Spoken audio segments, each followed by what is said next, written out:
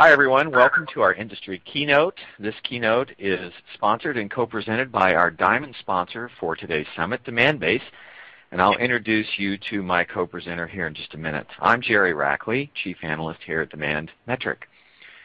We're going to talk about digital marketing. Digital marketing has gone from being an exotic new dish to a main staple in every marketer's diet.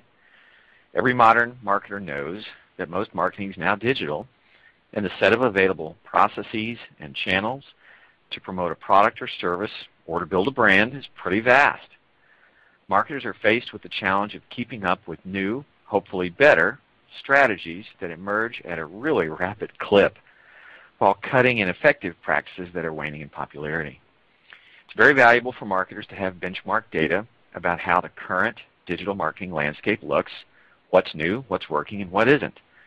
This study, sponsored by our diamond sponsor, Demandbase, takes a close look at digital marketing to understand current practices, goals, strategies, metrics, and effectiveness. We also investigated how well organizations understand their chosen markets, and who in those markets they target as prospects, and what their biggest challenges are in the pursuit of success. So that's what we're here to talk to you about today. Let me introduce the other person who will be carrying the presentation load with me. I'm not doing this by myself. I'm really pleased to introduce you to Jim Hopkins. Jim is a Senior Product Marketing Manager at Demandbase. He works across teams to help build and guide positioning and messaging for the Demandbase B2B Marketing Cloud. He's worked as a marketer for many years, previously at media companies like PC World and Macworld, as well as the Bay Area News Group, and also with other early-stage startups. He's gotten his hands dirty with all phases of marketing, from research and strategy to website and even a little graphic design. Jim attended BYU for his undergrad degree in marketing and advertising and earned his MBA from Arizona State University with a marketing emphasis. His passions include family, Bay Area sports, Spotify, and I like this last one, chocolate chip cookies. And Jim, I want you to say hi to everybody here in just a second, but just in case we have forgotten, now who was it that won the World Series this year? It was the Giants. Unfortunately, I'm an A's fan, so I have a little mixed feelings about that, but we'll root for the Bay Area team still. Okay, so maybe not all Bay Area sports, but most of them, it sounds like. Right. And you certainly win the prize for having the most colorful background on your photo. So congratulations on that. I need to find out where you had that taken. Yeah, thanks. It's a Demandbase special there, our wallpaper. But thanks for having me. I'm really excited to be able to present these results today. Well, I'm really pleased that you all sponsored this research. You'll talk to us a little bit more about your reasons for doing that. And sponsoring the summit as a diamond sponsor. We're grateful for that as well. And I think we have some fantastic information today, so let's jump into that here in a minute. But first, I just want to share with everyone a little bit more about Demandbase. Demandbase is a marketing technology company focused on B2B advertising and website personalization. They make it possible for businesses to deliver personalized ads to people at specific companies across the web, and then help them tailor the messages on their website to engage and convert those companies to customers. So I think that sounds like that's a really great match with what we're trying to do in digital marketing. Let's talk about our agenda.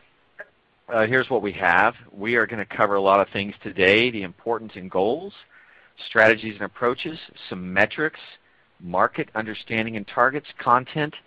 Then we're going to probe this whole notion of account-based marketing that we found out a lot of people don't really know much about yet, and then kind of close out with a discussion on some challenges and, of course, give you some practical advice about what you need to do with all the information we're going to share with you. But Jim, first, I think you're going to talk to us a little bit about why you all wanted to do this research. Absolutely. So thanks again, Jerry. We're really excited to do some of this research and partner with Demand Metric. What we see as a marketing technology company is, in our work with marketers, we have a range of companies that we work with. We work with various industries and sizes of businesses. But what we see across that range is that there are certain concerns and obstacles that come up pretty frequently, and you see them here on the slide. We hear often that advertising doesn't work, our website stinks, and that all the leads are bad, and that last one usually coming from a mix of marketing and sales people together, maybe more sales saying that than marketing. But what we want to do at Demandbase is really try to help them fix those problems, fix those concerns, and get over those obstacles. And what we wanted to do with this study and with Demand Metric was to measure some of the other concerns that marketers have along with these and some related to these. But we wanted to also see how marketers were addressing some of these concerns. So, it gives us cues about where marketers need the most help and how technology plays an important role in that. And then also, of course, validate some of the existing approaches that we're taking. So this has been really valuable for us, and I know there's some really good nuggets to share here. Sure, and I would just add, Jim, we hear these things all the time from our members, concerns about the effectiveness of advertising and the website and leads. These are sort of perennial, complaints that we field and hear about. So that's why we did this study. So what we're going to do now is we're going to talk about that study a little bit more. We collaborated together, Demand Metric and Demandbase, and put this study together. In fact, probably some of you listening in today participated in the study, for which we're grateful. So now what we want to do is tell you what we found out. So let's get right into that. So we've heard the saying that all marketing is digital. Well, that's pretty true. There's still a little bit of traditional marketing going on. It may not be all digital, but it's certainly important to 91% of the people in our study. Those people in the blue bars on this chart, 91% said it's important, they're very important. And so this level of importance isn't a surprise to us, but it does provide a benchmark to help us understand how marketers view and prioritize digital marketing. So we want to keep this importance in mind as we kind of move through some of the rest of the data we're going to share with you. What we examined next in our study were the goals that marketers have in place for digital marketing. So let's take a look at those. New customer acquisition is the top goal for digital marketing in our study, and you can see that is the top blue bar on this chart. And branding came in second. Digital marketing approaches work very well to achieve the goals you see listed here, but of course you're going to do different things from a digital marketing perspective if you're after new customers versus if you're trying to build your brand. Most organizations, we found out, again this is no surprise, are using digital marketing to achieve multiple goals here. 84% of our study participants have multiple goals, not just one, and over a fourth of our participants in the study listed all the goals you see on the chart except for other as their digital marketing goals. Yeah, and Jerry, I would just add that in our work with our customers, depending on the size and even the maturity of the company, those goals can tend to shift in weight, and larger, more mature, and more heavy market share companies can spend more time growing existing accounts than they are acquiring new customers. I think that's kind of intuitive, but just a note from the field, I guess. Yeah, that's a good observation. I think where you are as a company certainly depends on which goals you're going to have for digital marketing.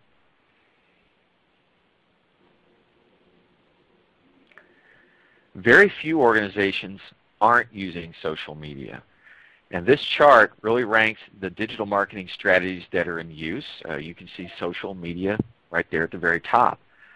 While some marketers just view social media as a potential replacement for email, that limits it to just being a communications channel, when in reality what it should be is an engagement mechanism, and more companies are learning how to use it this way to a pretty great effect.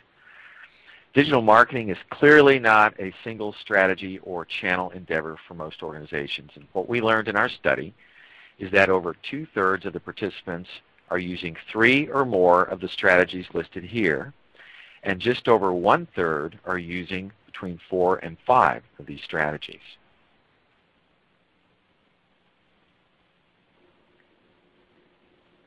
There's a broad array of digital marketing solutions available to marketers, and that's really what we looked at on this chart. Was we gathered some data from our survey participants about what they're using. We wanted to inventory the frequency of the use of at least the categories of solutions, and that's what you see here on this chart. What this frequency data doesn't tell us is anything about effectiveness of these solutions. So it's entirely possible for marketers to heavily subscribe to a solution that ends up not being very effective. So if frequency of use is one side of the coin, then effectiveness is the other. And we'll look at that next, and as we do, I want you to keep your eye on these three solution types. I've just put orange stars up next to them because what we see in terms of frequency will not necessarily be the same in terms of effectiveness. Yeah, and I would add, Jerry, that this data was really encouraging for us because those top technologies are ones that we also focus on and see at our customers. So that effectiveness stuff was really key for us to learn more about and see how these technologies they're using most often are being employed. Sure, and I don't think we're going to have huge surprises when we go look at the effectiveness of these solutions, but let's go take a look and see what it shows us. So let me explain how I constructed this solution's effectiveness chart, because I acknowledge it is a little bit busy. I did break out the rating for each solution area into component ratings, which was either ineffective, moderately effective, or effective. So that's what you see in each bar. So every solution area has 3 bars. The orange is ineffective, green is moderate, blue is effective. You can see the percentages or breakdown for each. The chart is also ordered from left to right. And what I did was I added together the moderately effective and effective ratings to get kind of an overall effectiveness.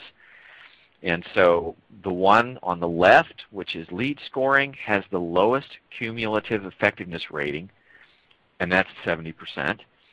And then the analytics had the highest overall effectiveness rating on the far right, and that was 90%. So hopefully that helps you kind of interpret what this effectiveness data is saying. Remember I told you to keep your eye on 3 solutions. So here are those 3.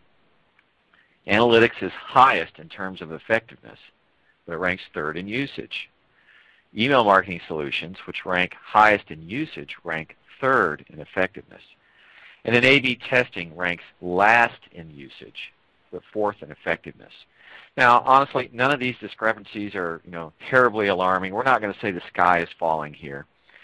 And they probably reflect simply that marketers are busy professionals who sometimes just keep doing what's worked in the past, particularly when using a new solution or approach has a learning curve associated with it. What these discrepancies do represent, however, if we're going to be honest, they represent opportunities for improvement.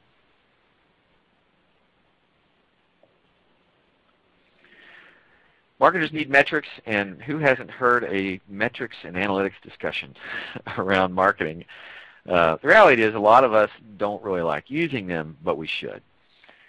An advantage of digital marketing is that it produces lots of data, but very little of that data is a true direct indicator of results that really matter.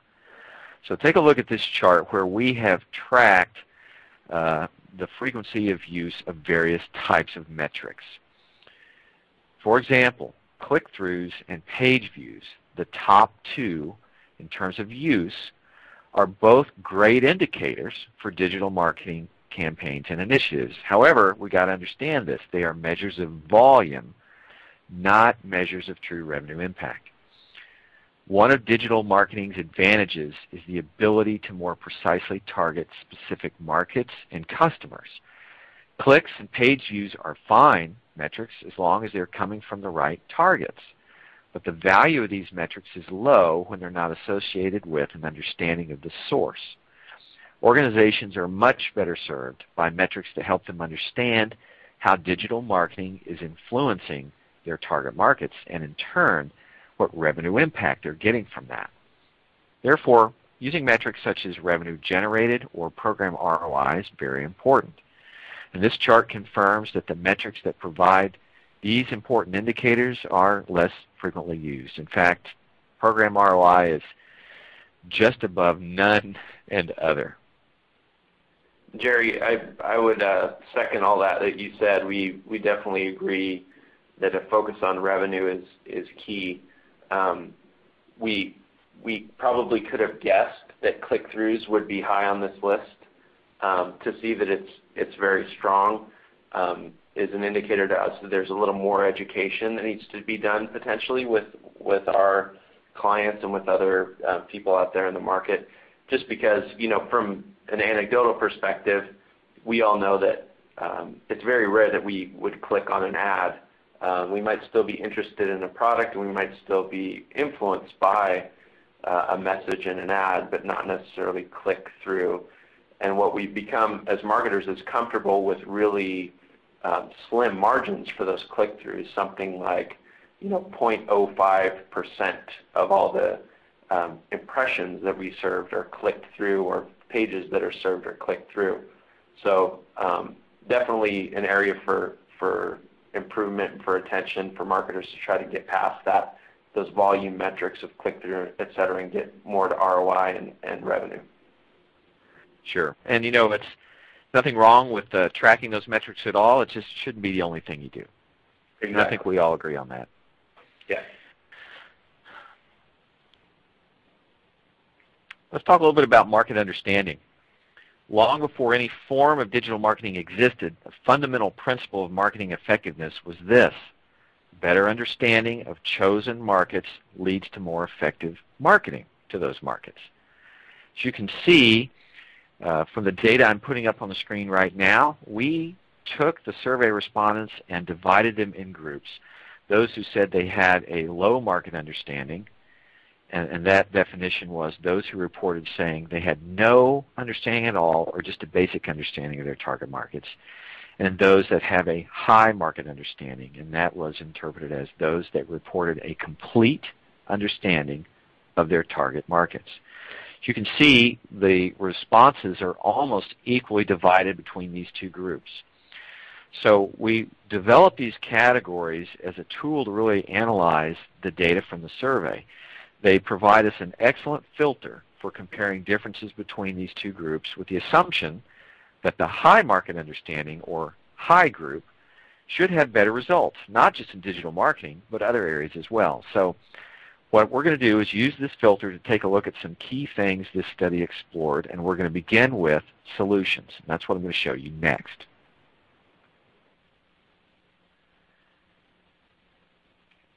The scale used in the study to rate effectiveness of the solutions that you see listed here ranges from 1 to 3, where 1 equals ineffective and 3 equals effective. So higher numbers mean greater effectiveness. The average effectiveness delta between the low and high understanding groups may not look that large when you just look at the numbers, but when you consider the percentages, it's fairly substantial in many cases. So does a better market understanding lead to solution effectiveness? We think that this chart shows that it does. A deeper understanding of your market enables selection of more appropriate solutions to reach that market and leads to using those solutions in a more optimal way. We've seen the relationship between market understanding and solution effectiveness. What about overall digital marketing effectiveness? This chart shows us the relationship that exists there. A higher understanding of your target market leads to greater overall digital marketing effectiveness. This is all good and not really much of a surprise. What we should care about most is this: the relationship between digital marketing effectiveness and revenue. Intuitively, we all believe it exists, but we'd like to see evidence of that relationship. So let me show you some right now.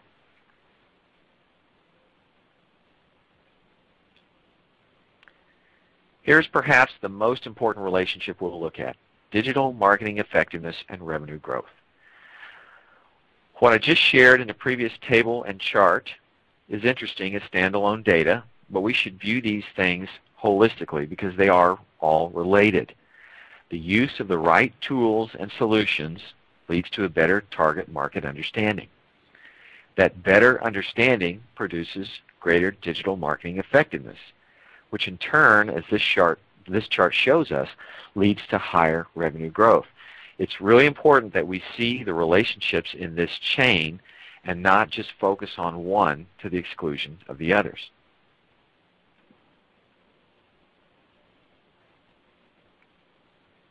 Digital marketing allows for very precise targeting of prospects.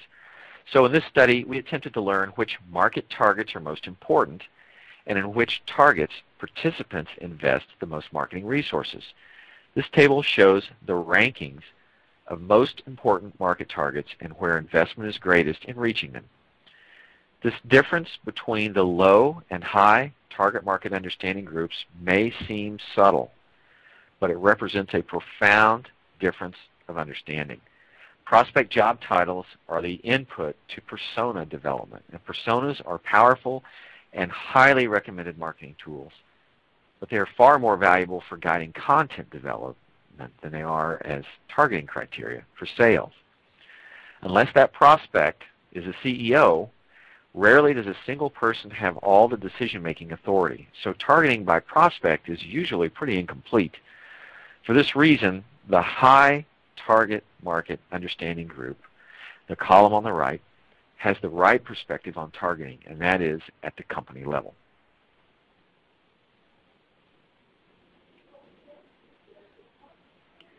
Despite what our study participants shared on the previous chart about making their greatest investment in targeting companies by industry or vertical segment, they then told us that in the future they're going to invest most in pursuing individual prospect types that match the personas they've created.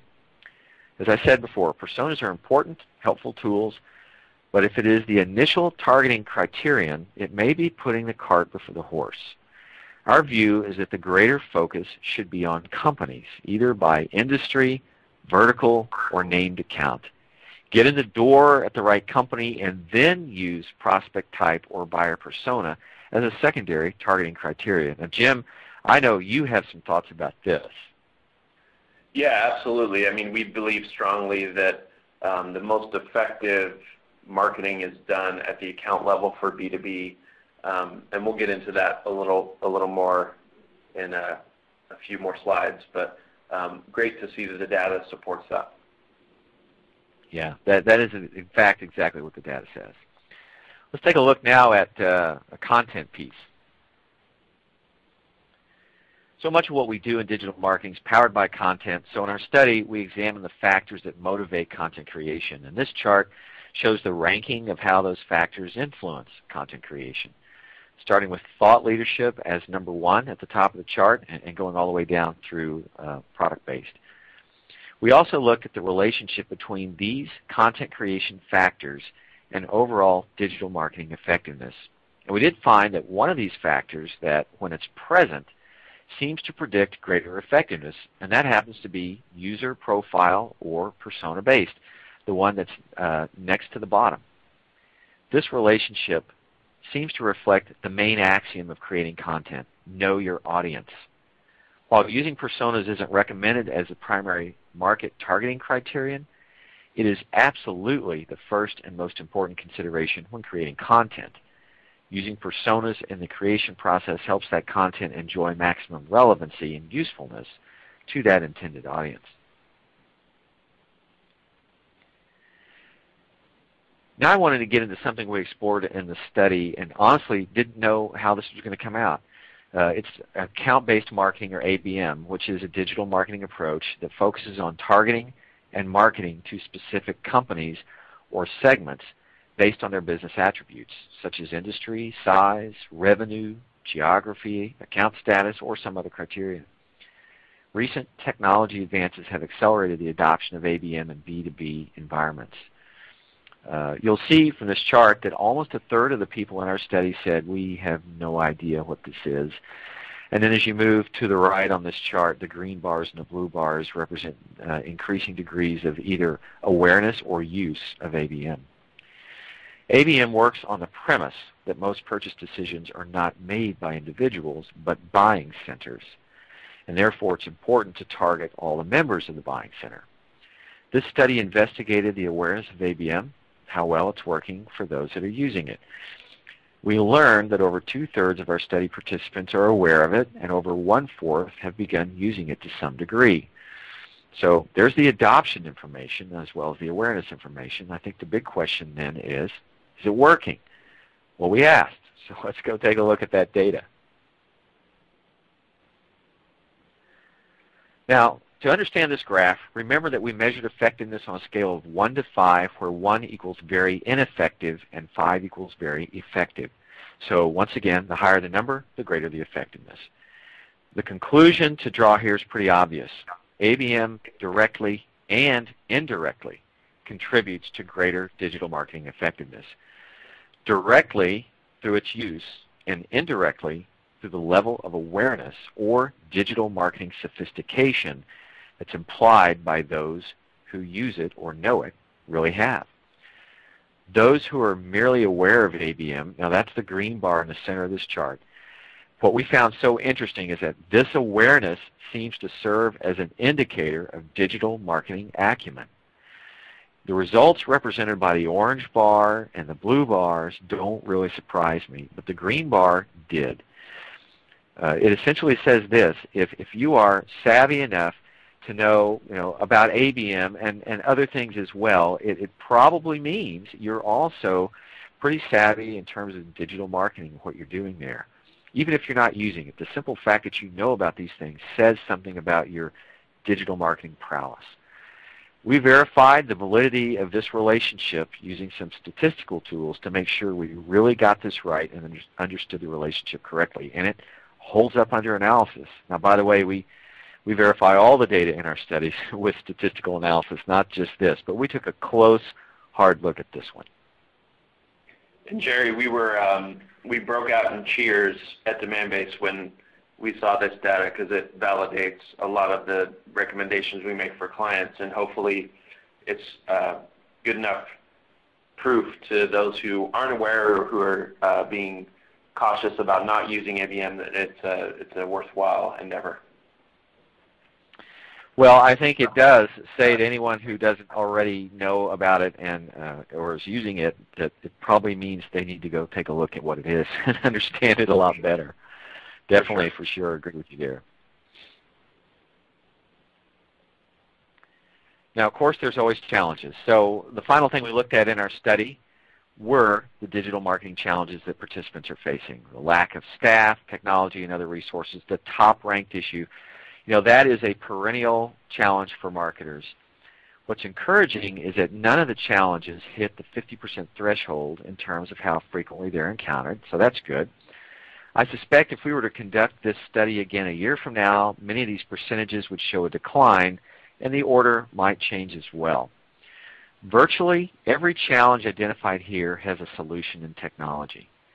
Whether the solution is an analytics tool or some other technology, vendors have a role in helping their prospective customers make the business case for solutions that measurably improve their performance and effectiveness. That is, the performance and effectiveness of the marketers.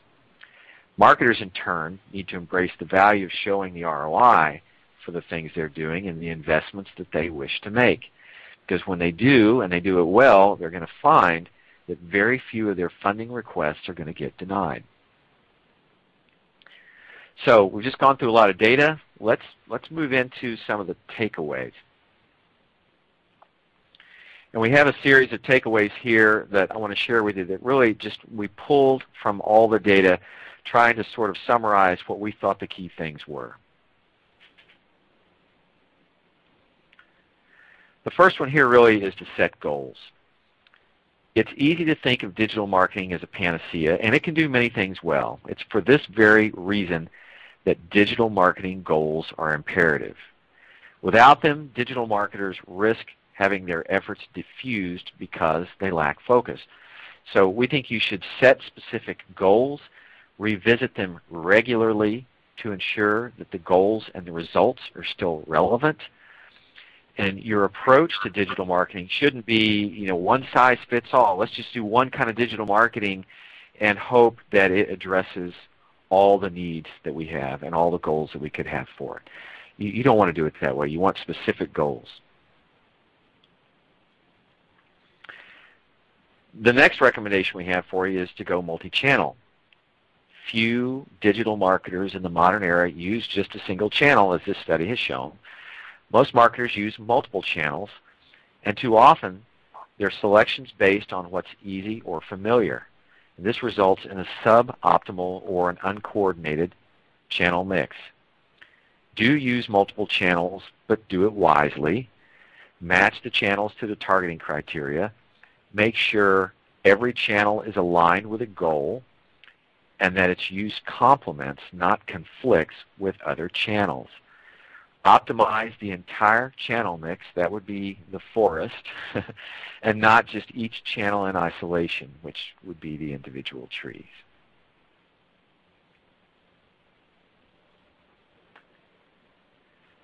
The next thing we want to recommend is that you target wisely. Today's digital marketing approaches provide the ability to precisely target an audience. While this capability provides many advantages, it can erroneously lead to a belief that narrower targeting criteria are better. In reality, few individuals in B2B organizations are solely responsible for purchase consideration and decisions. Digital marketers need to understand the customer journey, and most of the time it involves several players in a company. This is why targeting and lead scoring at the company level instead of the prospect level produces greater digital marketing effectiveness.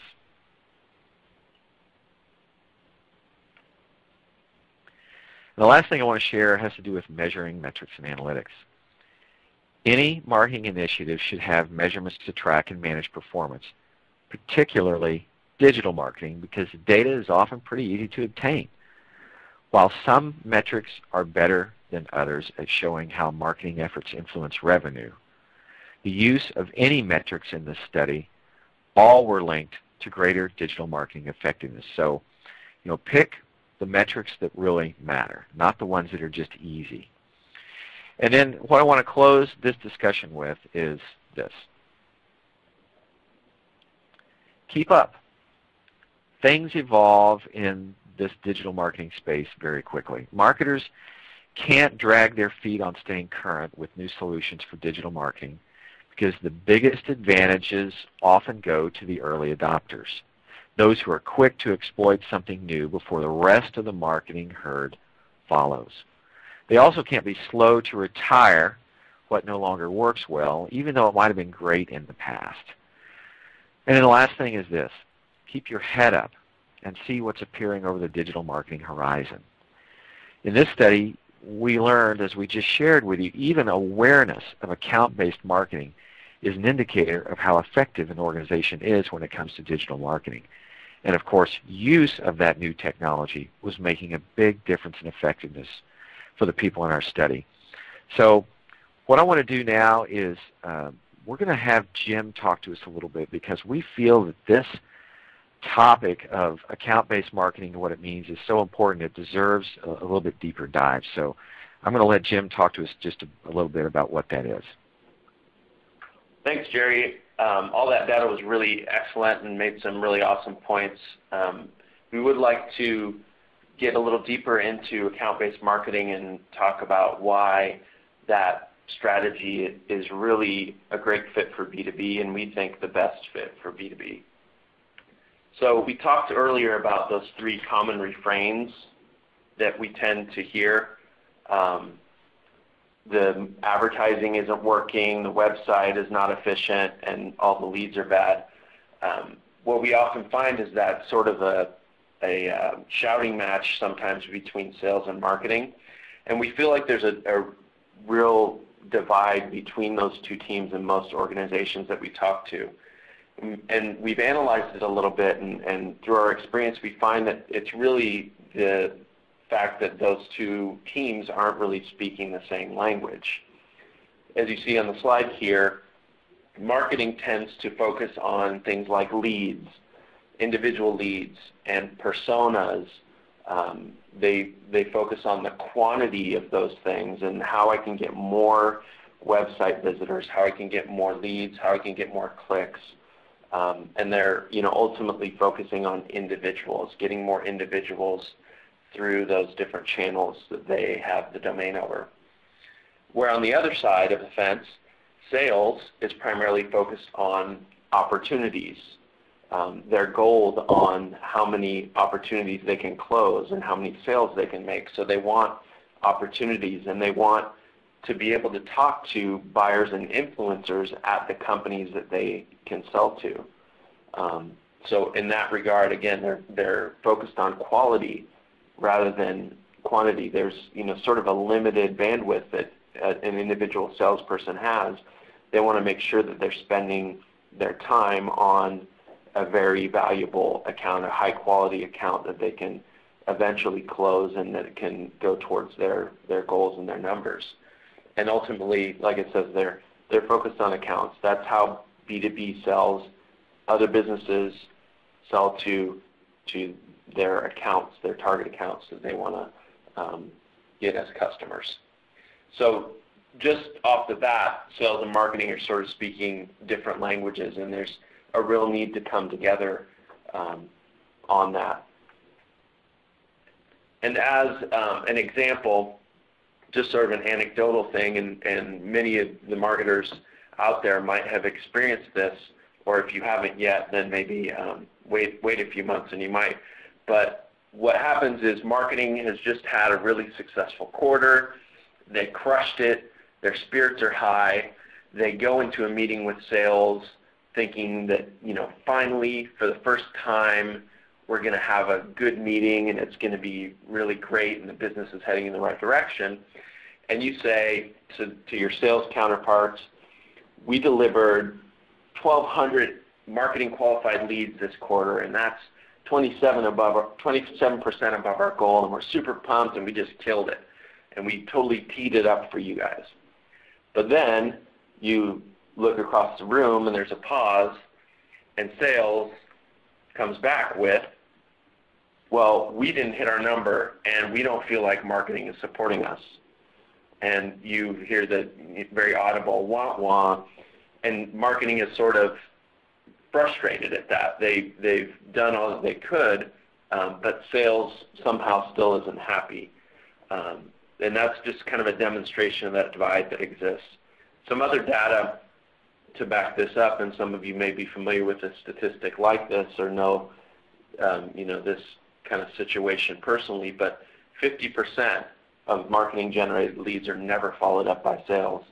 And I think this is to the fact that we mentioned earlier that a salesperson has limited time, limited bandwidth.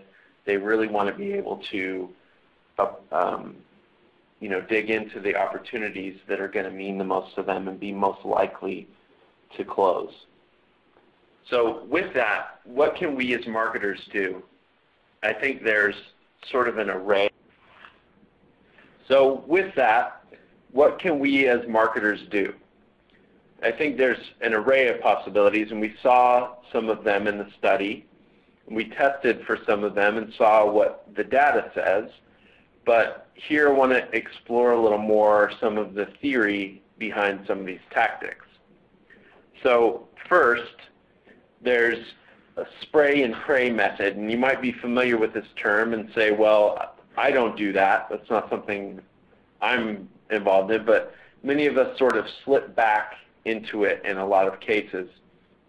Now, it might be because it's just easy or because that's what we were taught in college that marketing is, but it's a very B2C tactic, and it assumes that everyone in the universe is a potential prospect. But what it comes down to is that quantity is not equal to quality, and quality is really important in B2B. So what you're doing when you do things like rent the Goodyear blimp or a billboard in Times Square or buy the naming rights to a stadium, you sometimes write it off as branding or awareness, but what you're really doing is wasting money and resources reaching people who will never become customers and who could never buy from you. But that's what you pay for with those tactics is a wide reach, and as a B2B company, that's not really what you are after or what you need. So next, the seemingly more sophisticated tactic is persona marketing. And as Jerry talked about in the study, and as the study showed, personas are effective when considering content creation or messaging, but as a top-line marketing tactic, it's really inadequate. For one, it's focused on reaching a single ideal champion or decision maker, but we know and studies have shown that those demographics don't always mean that the person is going to help you drive a deal forward just because they fit that persona role. And then you factor in the problem that much of the technology or methods for identifying personas can be questionable and based on inferred or inaccurate data. Ultimately, what you could be targeting the right persona and the right title, the right seniority, but if they work at a company that wouldn't be a potential customer, then it's not a good fit. For example, an IT director at a small business doesn't really have much need for enterprise-level technology systems. So if you sell those enterprise-level technology systems, just because you're reaching an IT director doesn't mean you've got someone who can buy your products. So next, and one of the three options here that we think is the best and the ideal fit for B2B is targeting accounts or account-based marketing. And we really feel like this fits best with the way that B2B is set up and the way that B2B buys and sells. As an added benefit to this, you have marketing and sales alignment, and you're aligning marketing with revenue. Because if you think about it, when you can say that you're targeting and marketing to specific accounts across your funnel and across the channels that you own, you can really clearly say that those companies that you marketed to were closed or lost, or they became customers or they didn't. So you're really very clearly aligning to revenue. It's a very effective way to attribute your marketing efforts to that bottom line and to those ROI numbers and the numbers that the business cares about. So how can we do account-based marketing, you're probably asking, and we have three really simple, easy steps. And for some it might seem maybe a little bit too simple, and obviously there is some complexity. Demand-based offers some complex technology and some solutions to help you cover these three steps, but we've done some awesome things to make it relatively easy for you to do. So those three steps are, number one, identify the right accounts. Number two, market to those accounts. And number three, measure by accounts. And we feel like if you can focus on these three things and really dig in on them, you'll see a lot of success. You'll get that sales and marketing alignment that you're after. You'll close that divide, and everybody will be holding hands and singing songs. So just to give you an idea of how this works, we don't just, we're not just the president. We're also a user, I guess you could say. But Demandbase has actually employed account-based marketing for our own business to target the companies that we want to sell to and that we want to market to. So to show you, give you an example of that, first, finding the right accounts. We call this the DB1500. What we did is we used key attributes and we analyzed our database of customers and sales pipeline to identify the types of businesses or the types of accounts that were most likely to be the right customers. And we looked at several business attributes that kind of define that for us. Those are things like technology, complexity of their website, social activity. We looked at revenue, and then also there was some predictive scoring, some secret sauce baked in there. But once we were able to analyze that database, we came up with a list of accounts that were about 1,500 that we dubbed the Demandbase or the DB1500. Next, what we did is we took those companies and we mapped them geographically, which is what you see here. We organized it by sales territory, so we were able to do that really sort of methodically. And we looked at how that mapped up with different types of reps, so whether it was our enterprise team, our mid-market team, vertical reps or key account reps, and we were able to really divide those accounts by territory and assign them to different advertising reps. We also left room for those reps to be able to have some flexibility in the target account list that they develop. So as they're out there in the field, they see a company that they intuitively know would make a good customer. They have the flexibility to add that to their target list. But what we did after assigning that and getting it all kind of strategically built, we sat down with our marketing and sales teams together and we went over the marketing plans that we had for each territory. And our field marketing team really led that effort, but it was really amazing, and our salespeople raved about the opportunity to really sit down with marketing and have a plan and get support and know that marketing was really driving towards the accounts that sales was most likely to sell to. It was really refreshing and some of the best productivity that we've had in a long time.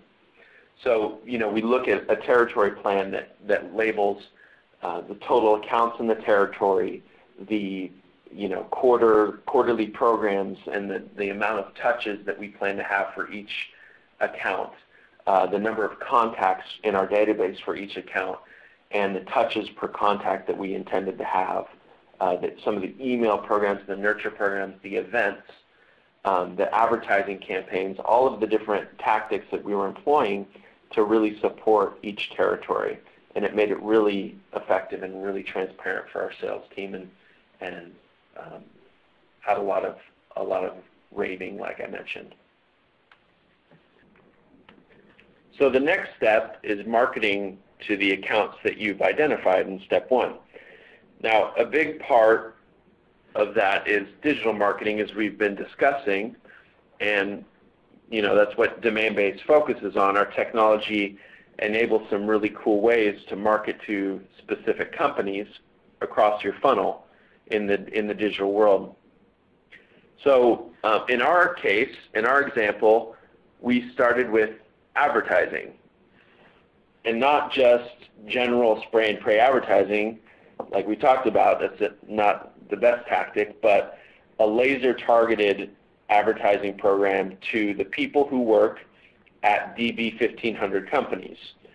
And we reach them specifically when they're out on the web surfing, and when we can serve ads to them that are in context and relevant to them. So on top of just serving them ads, we also have the ability to personalize the ad message to them based on their company attributes so that it can be more impactful and relevant. So we have a message in this case speaking specifically to banks. The first frame there, 8 of 10 commercial banks use Demandbase.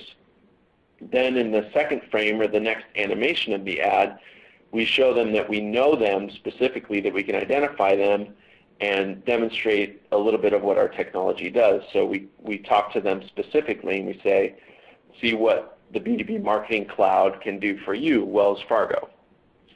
Now, once they've clicked on the ad, or more likely when they've been influenced by the ad and they visit your website later, we follow up that personalized experience with a personalized message on the website. So the animation was a little quick, you might have caught it, but initially, instead of a generalized message or a very kind of one-size-fits-all homepage, we have a personalized message to Wells Fargo, and we show them specifically that we can identify them with a screenshot of their website and a message that says, do you know who's on the Wells Fargo website? To get them to sort of think about how our technology could work for them specifically. And of course, once they're on the website, we want to try to take advantage of that opportunity and the interest that they're showing. So what we could do is use our chat technology to make a more proactive and relevant and intelligent chat with Wells Fargo in particular. So we would route to the right rep, and that rep would be able to talk about, have a relevant conversation about financial services topics and be able to engage Wells Fargo and hopefully convert them faster. And of course, this is just a sample of the types of marketing that we're doing that's focused on our target accounts and on the DB 1500 across all of our channels. But you can get a sense of how a more personalized and a more relevant experience can help you, convert at a higher rate and get ahead of what's normally that anonymous portion of the buying cycle and really have an impact.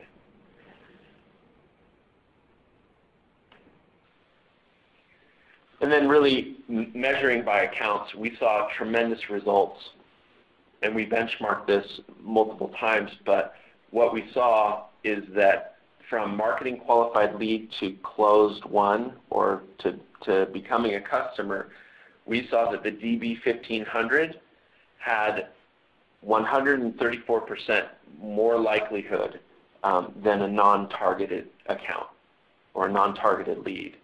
So they're closing at a much higher rate. When marketing gets them into the pipeline, they're more likely to become customers at a huge clip. And what you see there is an application that we call Performance Manager. It's an application that we launched back in May for our customers that helps us track in a really nicely visual dashboard what accounts we're targeting, how we're reaching them with advertising, how we're building awareness, engaging and converting them, and even connecting it to revenue. So that's been really effective. It's a tool that we use internally, and it's a great measurement of revenue from our marketing efforts and how we're impacting the accounts that sales cares about. So that's sort of the quantitative results, but back to our example of being in a meeting with sales, we have some more qualitative results as well. So the new way that we approach that meeting is we tell sales, we reached 50% of your target accounts and contributed $12.6 million in pipeline. And to this, sales usually responds, we love you guys. You guys are the best. We love marketing. So really great results, both numbers-wise and sales and marketing alignment, some great benefits there. And it makes for a really awesome atmosphere to be able to do marketing and really be valued as an effective contributor to the business. And we really feel like account-based marketing accomplishes that. And we'd love to be able to help others to be able to do this as well.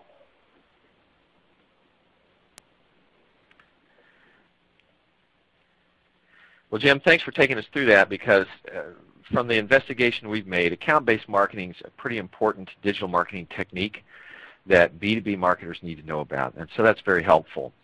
There are actually lots of resources. We had a couple of options here. One was to just fill up a slide with all the resources you could get from our sponsor, Demandbase, but we think we have a better idea, and that is we're about to finish up. Why don't you go into the virtual hall and visit the booth of Demandbase, where you will find people there ready to connect you with the resources they have available or just answer some of your questions and dialogue with you about account-based marketing. If you don't have a chance to do that, you can certainly visit the demandbase.com website. So take advantage of the resources they have to offer you. Well, Jim, we're at an end to our presentation time. I want to just again thank Demandbase for sponsoring our research. We know that our members find it very helpful to get this kind of original research that provides them with benchmarks, so thanks for that. And also, it's just been a pleasure presenting with you today. Thank you, Jerry. It's been great. So with that, everyone, thanks for taking the time to listen in, and we have more great presentations to come for the rest of our summit agenda, so we hope that you'll enjoy those as well. Thanks again, everyone. Have a great day.